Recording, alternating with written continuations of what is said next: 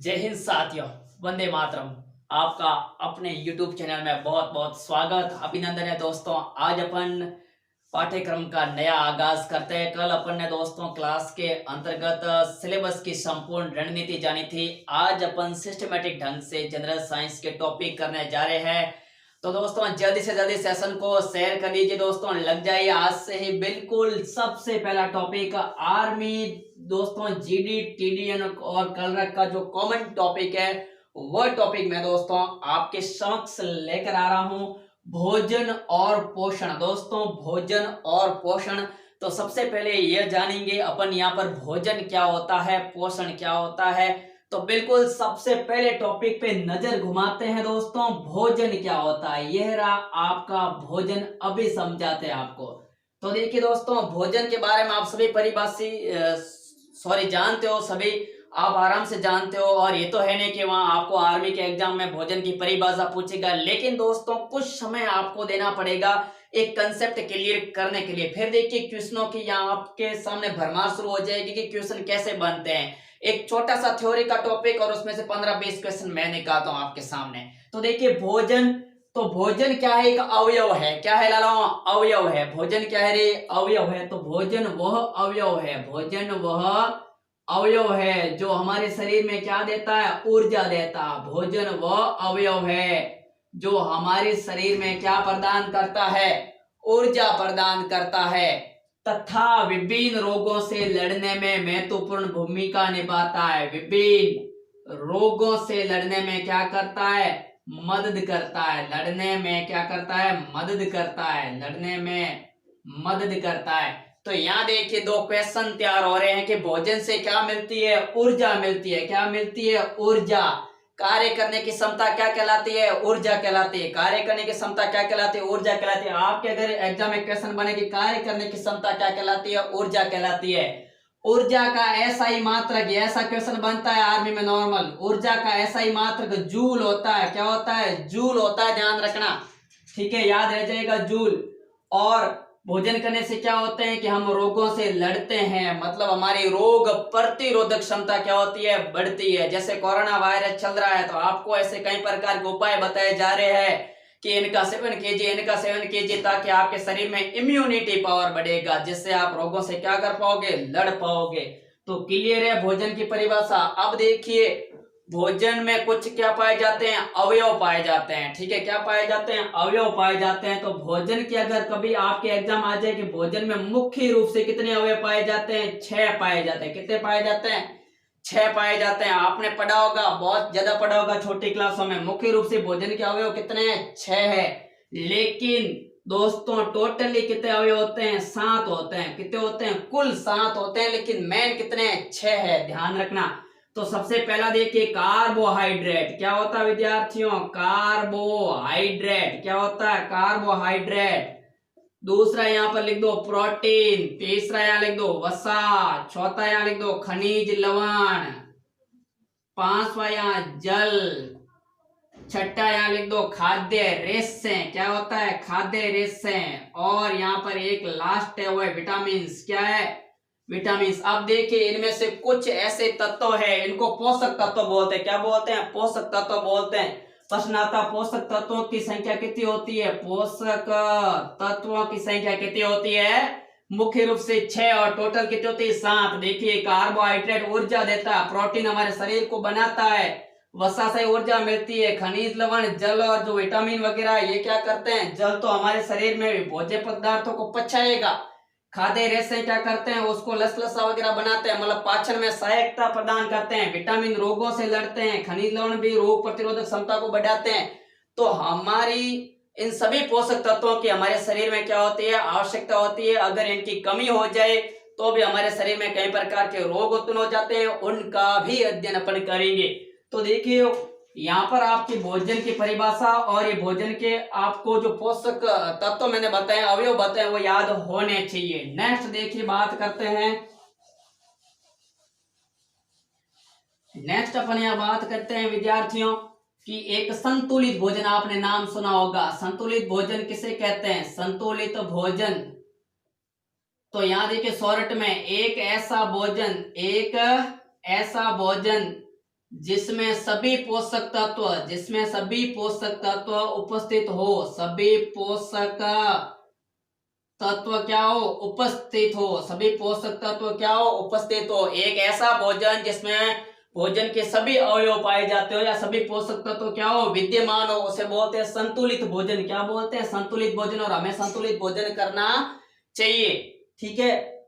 और एक होता है असंतुलित भोजन। क्या होता है, असंतुलित भोजन, ठीक है। असंतुलित भोजन मतलब एक ऐसा भोजन जिसमें भोजन के सभी पोषक तत्व क्या होते हैं, उपस्थित नहीं होते हैं। मतलब देखिए, जिसमें कार्बोहाइड्रेट, वसा, प्रोटीन, खनिज लवण, जल, खाद्य रेशों में से कुछ न कुछ एक या दो अवयवों की क्या हो, कमी हो, वो होता है आपका असंतुलित भोजन का दूसरा नाम है कुपोषित भोजन। ये भी आपका क्वेश्चन है, ठीक है। असंतुलित भोजन का दूसरा नाम है कुपोषित भोजन। और कुपोषण से हमारे शरीर में कई प्रकार की क्या होती है, बीमारियां होती है, ठीक है। संतुलित भोजन, तो संतुलित भोजन मतलब ऐसा भोजन जिसमें भोजन के सभी अवयव क्या हो, उपस्थित हो, सभी पोषक तत्व क्या हो, उपस्थित हो। अब देखिए, ये तो थी नॉर्मल बेसिक बात। अब आते हैं सीधे पोषण के बारे में। किसके बारे में, पोषण के बारे में। पोषण क्या होता है, देखिए आप भोजन और पोषण को एक समझते हो, लेकिन देखिए भोजन तो क्या है, एक खुद अवयव है, ठीक है, जिससे ऊर्जा मिलती है। लेकिन पोषण क्या है, तो भोजन करने का तरीका, भोजन करने का तरीका क्या कहलाता है, पोषण कहलाता है। भोजन करने का तरीका क्या कहलाता है, पोषण कहलाता है, ठीक है। भोजन करने का तरीका पोषण कहलाता है। अब देखिए क्वेश्चनों की भरमार आएगी। आवश्यकता के आधार पर, आवश्यकता के आधार पर पोषण कितने प्रकार का होता है, आवश्यकता के आधार पर पोषण के प्रकार कितने प्रकार का होता है, लालो, दो प्रकार का होता है। कितने प्रकार का, दो प्रकार का होता है। आवश्यकता के आधार पर पोषण दो प्रकार का होता है। एक तो होता है सूक्ष्म व्रत मात्रिक। क्या होता है, व्रत मात्रिक, ठीक है, व्रत मात्रिक पोषक तत्व, ठीक है। आवश्यकता के आधार पर पोषक तत्व दो प्रकार के होते हैं। एक तो व्रत मात्रिक पोषक तत्व, एक होता है सूक्ष्म मात्रिक पोषक तत्व, सूक्ष्म मात्रिक पोषक तत्व। अब देखिए यहां से क्वेश्चन बनता है विद्यार्थियों, क्वेश्चन चुराइए, प्रश्न आता है आपके एग्जामिनेशन में कि आवश्यकता के आधार पर पोषक तत्व कितने प्रकार के होते हैं, दो प्रकार के, व्रत मात्रिक और सूक्ष्म मात्रिक। जैसा नाम से स्पष्ट है, व्रत का मतलब क्या होता है, बड़ा, व्रत का मतलब क्या होता है, बड़ा, मतलब जिनकी आवश्यकता क्या हो, ज्यादा हो, मतलब ऐसे पोषक तत्व जिनकी आवश्यकता हमारे शरीर में क्या हो, ज्यादा हो, मतलब ऐसे पोषक तत्व जिनकी आवश्यकता हमारे शरीर में क्या हो, ज्यादा हो, उसे तो बोलते हैं व्रत मात्रिक पोषक तत्व। और ऐसे पोषक तत्व जिनकी मात्रा हमारे शरीर में क्या हो, कम हो, ठीक है, मतलब हमारे शरीर में जिनकी आवश्यकता क्या हो, कम हो, उसे बोलते हैं सूक्ष्म मात्रिक पोषक तत्व। मतलब कुछ तो क्या चाहिए दोस्तों, ज्यादा चाहिए, मतलब इसको ज्यादा लेना ही पड़ेगा, नहीं लोगे तो ऊर्जा नहीं मिलेगी। और कुछ होते हैं जिसको कम ही लेना पड़ेगा, ठीक है, ज्यादा ले लिया तो फिर उल्टा क्या मामला गड़बड़ हो जाएगा। तो जैसा नाम से स्पष्ट है कि आपको यहाँ ध्यान रखना है कि आवश्यकता के आधार पर पोषक तत्व कितने प्रकार के होते हैं, दो प्रकार के होते हैं। एक व्रत मात्रिक पोषक तत्व, एक सूक्ष्म मात्रिक पोषक तत्व। व्रत मात्रिक पोषक तत्व की आवश्यकता हमारे शरीर में ज्यादा होती है, सूक्ष्म मात्रिक पोषक तत्व की आवश्यकता क्या होती है, कम होती है, ठीक है। व्रत मात्रिक पोषक तत्व ऊर्जा, यहाँ क्वेश्चन देखिए, व्रत मात्रिक पोषक तत्व से ऊर्जा प्राप्त होती है, क्या होती है, ऊर्जा प्राप्त होती है। व्रत मात्रिक पोषक तत्व से हमारे शरीर में ऊर्जा प्राप्त होती है, लेकिन सूक्ष्म मात्रिक पोषक तत्व से ऊर्जा प्राप्त नहीं होती है। बहुत अच्छे क्वेश्चन है। आवश्यकता के आधार पर पोषक तत्व दो प्रकार के, व्रत मात्रिक, सूक्ष्म मात्रिक। व्रत मात्रिक पोषक तत्व की आवश्यकता हमारे शरीर में क्या होती है, अधिक होती है, सूक्ष्म मात्रिक की क्या होती है, कम होती है। व्रत मात्रिक ऊर्जा देते हैं। प्रश्न आता है निम्न में से कौन से पोषक तत्व ऊर्जा देते हैं, व्रत मात्रिक, सूक्ष्म मात्रिक, दोनों, कोई नहीं, ठीक है। तो आपको लिखना है कि व्रत मात्रिक ऊर्जा देते हैं, सूक्ष्म मात्रिक ऊर्जा नहीं देते। ऐसे क्वेश्चन मैं लाऊंगा आपके सामने पूरे टॉपिक होने के बाद, ठीक है। अब देखिए व्रत मात्रिक कौन कौन से है और सूक्ष्म मात्रिक कौन कौन से, वापिस लिखता हूं आपके सामने। देखिए व्रत मात्रिक में कौन कौन आते हैं और सूक्ष्म मात्रिक में कौन कौन आते हैं। तो यहाँ देखिए ये है आपका व्रत मात्रिक, और यहाँ लिख रहा हूं सूक्ष्म मात्रिक पोषक तत्व, ठीक है, ये आपका जो भी पार्ट भाग था, ठीक है। अब देखिए वृत्त मात्रिक में आपके कौन कौन शामिल है और सूक्ष्म मात्रिक में कौन कौन शामिल है, ठीक है। आप इसका बाद में स्क्रीनशॉट ले लेना। वृत्त मात्रिक में एक आता है कार्बोहाइड्रेट, कौन आता है, कार्बोहाइड्रेट, ठीक है। एक इसमें आती है वसा, कौन आती है, वसा। एक इसमें आता है प्रोटीन, कौन आता है, प्रोटीन। एक इसमें सूक्ष्म मात्रिक में खनिज लवण, क्या है, खनिज लवण। यहाँ पर देखिए विटामिन, क्या है, विटामिन, ठीक है। यहाँ पर आपका जल, ठीक है, और यहाँ आपका है वो लास्ट खाद्य रेशे, ठीक है। ये अभी अवयव है जो मैंने आपको पोषक अवयव में पढ़े थे कि कुल कितने होते हैं, 7 होते हैं। वही पार्ट यहाँ आया कि वृत्त मात्रिक में कितने शामिल है। कोई पूछे वृत्त मात्रिक में वृत्त मात्रिक पोषक तत्व में कुल कितने अवयव शामिल है, तो 3 है। कौन कितने हैं, 3, कार्बोहाइड्रेट, वसा और प्रोटीन। इनसे क्या मिलती है, शरीर में ऊर्जा मिलती है। कार्बोहाइड्रेट में देखिए आप चावल खाइए, आलू खाइए, इडली खाइए, डोसा खाइए, ठीक है, बाजरा खाइए, गेहूं खाइए, आपको भरपूर मात्रा में क्या मिलेगी, ऊर्जा मिलेगी। वसा में देखिए आप तेल, घी कुछ भी खा सकते हैं, इससे भी ऊर्जा मिलती है। प्रोटीन में आप देखिए दूध का सेवन कर सकते हो, मीट का सेवन कर सकते हो, जिससे भी क्या मिलेगी, ऊर्जा मिलेगी। देखिए खनिज लवण, विटामिन, जल, इनसे ऊर्जा नहीं मिलती, ध्यान रखना, ऊर्जा नहीं मिलती है। तो बोलोगे सर क्या काम का है, ये रोगों से लड़ने में भूमिका निभाते हैं। जल नहीं लोगे तो क्या होगा, आपके भोजन का पाचन भी नहीं होगा, ठीक है। तो ये ऊर्जा तो नहीं देते हैं, बल्कि हमारे शरीर में इसकी थोड़ी मात्रा में क्या होती है, आवश्यकता होती है, ठीक है। अब देखिए सूक्ष्म मात्रिक में कितने हैं कि 4 है, वृत्त मात्रिक में कितने हैं कि सर 3 है। ये ऊर्जा देते हैं, ये ऊर्जा नहीं देते हैं। अब देखिए अपन इनका बारी बारी से अध्ययन करते जाएंगे। तो पहला मैं ले रहा हूं कार्बोहाइड्रेट, क्या ले रहा हूं, लाला कार्बोहाइड्रेट, ठीक है। अब देखिए कार्बोहाइड्रेट से आपके सारे के सारे जो भी क्वेश्चन बने हुए हैं प्रीवियस ईयर्स में सारे ले आऊंगा। यहाँ देखिए ये कार्बोहाइड्रेट, जितना गहरे में जाऊंगा उतना चला जाऊंगा। यहाँ से क्वेश्चन ला रहा हूं। पहला, कार्बोहाइड्रेट का निर्माण किन किन तत्वों से हुआ है, तो कार्बन से, हाइड्रोजन से, ऑक्सीजन से, CHO, इतना याद रखना, ठीक है, CHO। कार्बोहाइड्रेट का निर्माण कार्बन, हाइड्रोजन और ऑक्सीजन से हुआ। ये C carbon, H hydrogen, O क्या है, ऑक्सीजन है, ठीक है। अदर क्वेश्चन बताता हूं।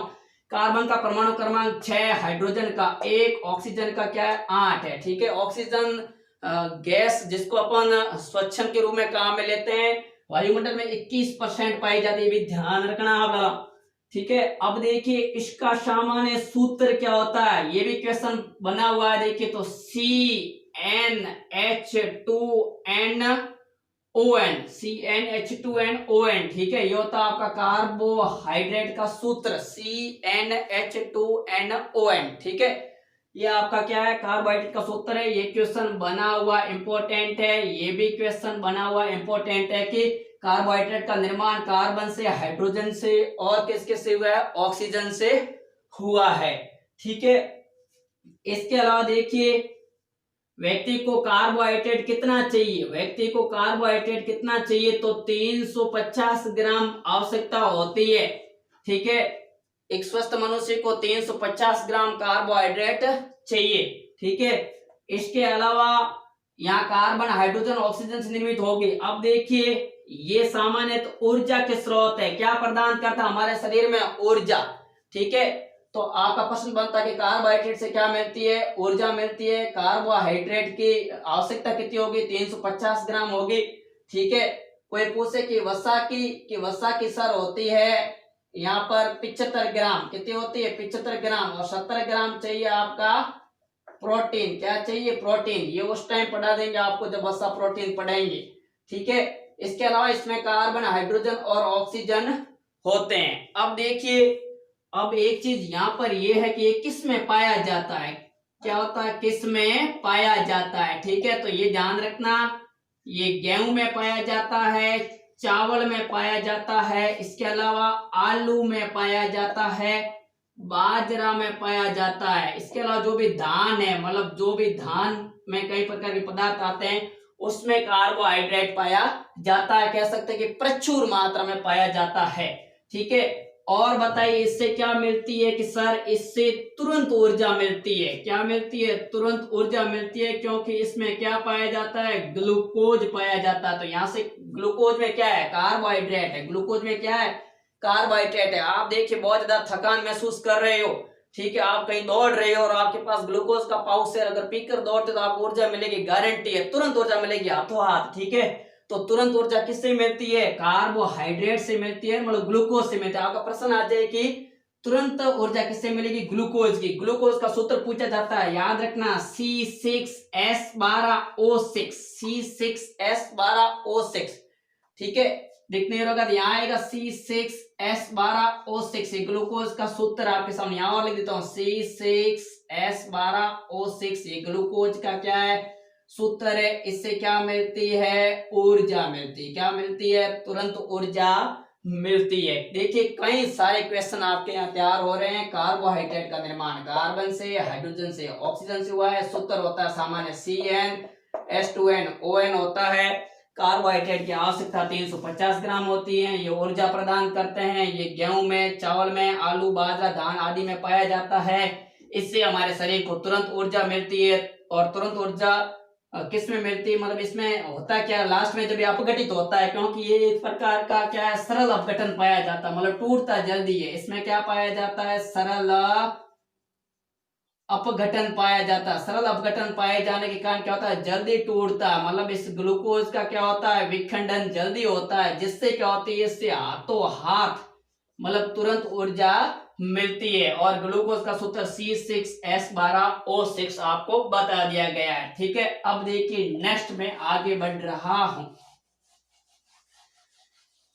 आप इस वीडियो को लाइक अवश्य करें दोस्तों। चलिए आगे देखिए, अगर कोई खिलाड़ी है, कौन है दोस्तों? कोई खिलाड़ी है, और खिलाड़ी क्या करेगा? जो भी शारीरिक परिश्रम करेगा तो उसको क्या चाहिए? तुरंत ऊर्जा चाहिए। तो तुरंत ऊर्जा कौन देगा? आपका ग्लूकोज देगा। कौन देगा? ग्लूकोज देगा। अब देखिए वो ऐसे कई पदार्थों का सेवन भी करेगा जिससे उनको क्या मिलेगी? ऊर्जा मिलेगी। अब देखिए कुछ क्या होगा, ज्यादातर ग्लूकोज का मतलब ग्लूकोज का अधिक सेवन करने से क्या होगा?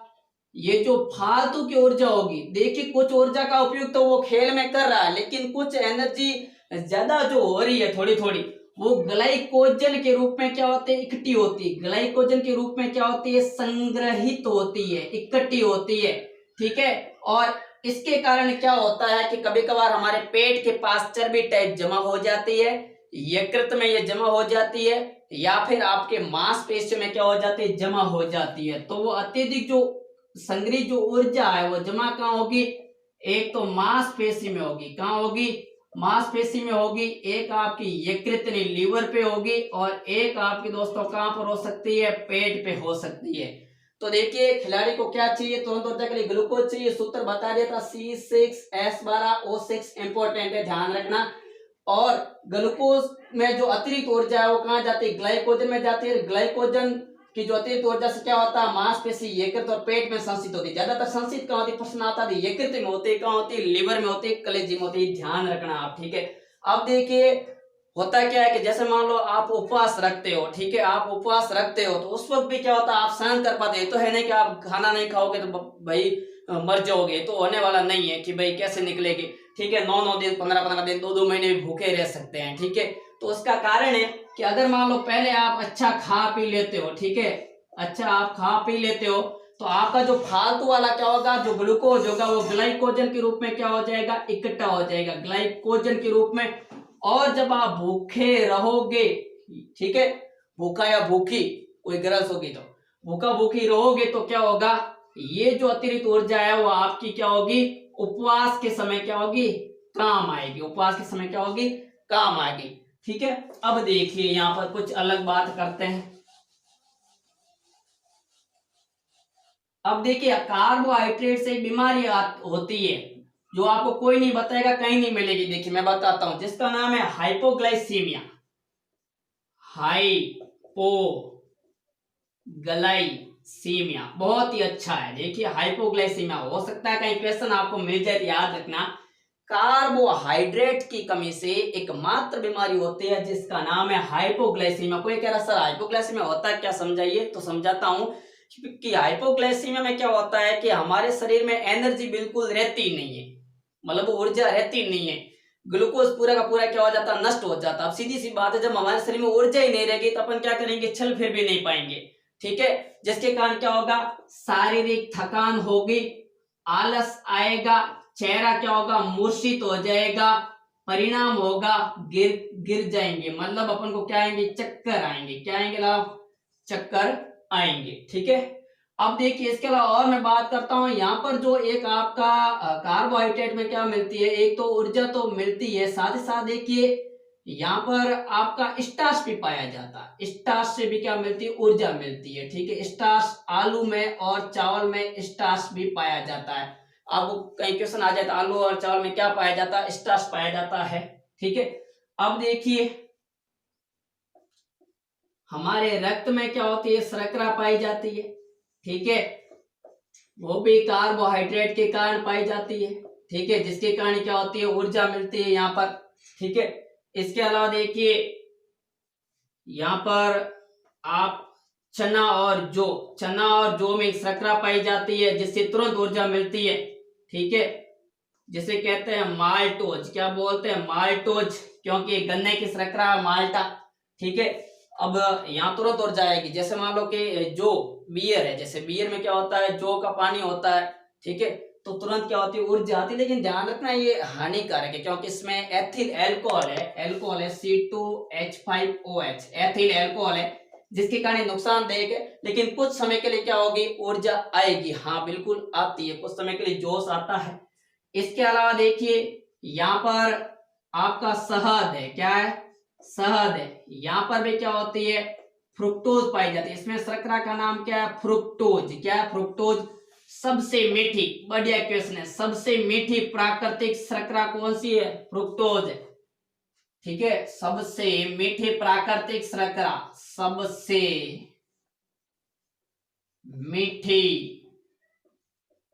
प्राकृतिक शर्करा क्या है, फ्रुक्टोज है, जो किस में पाई जाती है, शहद में पाई जाती है। दूध में एक शर्करा पाई जाती है जिसका नाम है लैक्टोज। क्या है, लैक्टोज, याद रखना, दूध में पाई जाने शर्करा का नाम लैक्टोज है, ठीक है। और शहद में फ्रुक्टोज पाई जाती है। सबसे मीठी प्राकृतिक शर्करा कौन सी है, फ्रुक्टोज है। बढ़िया क्वेश्चन है, ठीक है। इसके अलावा देखिए चने या जौ में भी क्या पाया जाता है, माल्टोज पाया जाता है, ठीक है। तो देखिए दोस्तों आज के लिए अपन इतना ही, कार्बोहाइड्रेट कंप्लीट है। नेक्स्ट हमारी क्लास होगी तो उसके बारे में वसा और प्रोटीन के बारे में अध्ययन करेंगे। तब तक के लिए पढ़ते रहिए। जय हिंद, जय वंदे मातरम।